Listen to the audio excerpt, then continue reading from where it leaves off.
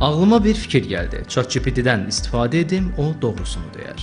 Son günlər ətrafımızdan tez-tez belə sözlər eşidirik. Bəzən hansısa sualımıza cavab, bəzən də hansısa xəstəlik haqqında ətraflı məlumatı məhz süni intellektdən əldə etməyə çalışırıq. ChatGPT-dən gündəlik olaraq öz istifadəm üçün belə deyim yararlanıram. Gündəlik öz başıma gələn hadisələrin müayinəsini falan çıxarım belə deyim özüm üçün.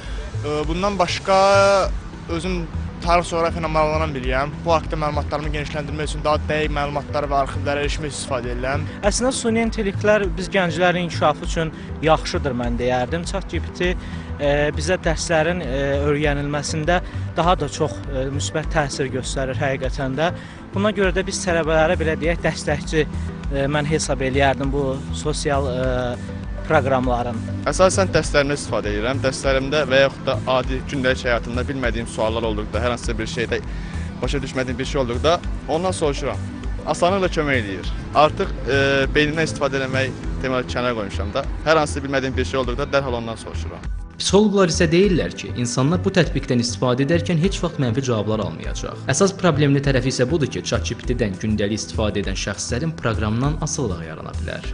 Çünki yaradılmış bu yanaşma insanlara yalnız qənaətbəxş bir cavablar ötürür, informasiya ötürür. Çünki insanların bir çoxu hər kəslə bölüşmək istəmədiyi problemini süni intellektdə çox rahatlıqla sual verib ondan cavab alır. Aldığı cavablar da müsbət notlara köklənir. Yəni orada insan öz ünvanına negativ, nə layiq söz eşitməz, insan öz psixologiyasını çökdürəcək bir informasiya almayacaq. Əksinə, onu motivasiyaya köklənən informasiya ilə insan rahatlaşır. Ona görə şablon verilən cavablar hər kəs üçün müsbət qarşılanır, amma bu hər şey demək deyil. Vətəndaşları narahat edən əsas suallardan biri də süni intellektin şəxsi məlumatları oğurlaması ilə bağlıdır. Mütəxəssislər bildirir ki, risk var, lakin burada əsas məsələ süni intellektdən necə istifadə edilmək qaydasıdır.